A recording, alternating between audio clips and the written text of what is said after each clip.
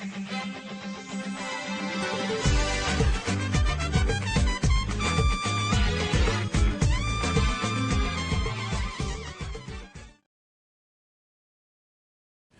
AFAM moa zany na ny Association des femmes handicapées de Madagascar dia manao an'izao fionam-be nasionaly ny vehivavy sembana izao zany. Azo lazaina hoe samba ny vao misy ny fionam-be ohatr'izao atrehana vehivavy sembana manodidina ny 700 avy any amin'ny faritra 500 eto Madagasikara. Ny tanjon'ilay fionana moa zany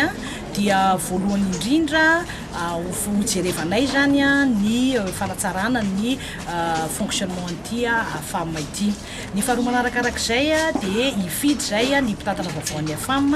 amin'ny mandat manaraka, ary ny fahatelo dia fanaovanay sensibilisation zany amin'ny olona, nareo mpanao gazety, ny tompona andraiki-panjakana, ny vahoaka ray manontolo hoe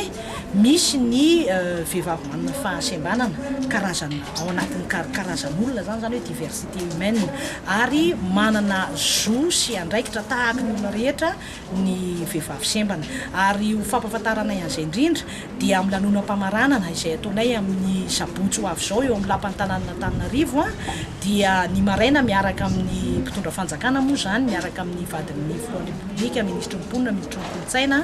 ny PDS-n'Antananarivo, ny ambassadoran'ny Union Européenne, ary ny hariva kosa dia misy hetsika kultoraly hafanay reto vehivavy sembana avy any amin'ny faritra 500 tendreo eo amin'ny lapan'ny tanànan'Antananarivo, eo amin'ny podium eo Analakely izay anasanay ny vahoaka Antananarivo tonga maro hijery izany fampisehoana izany, satria dia ararotinay ihany koa izay fampisehoana izay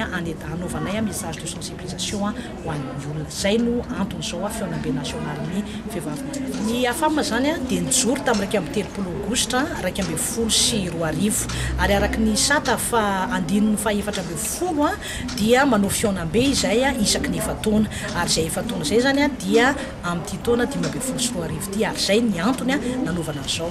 fionam-be nasionaly izao.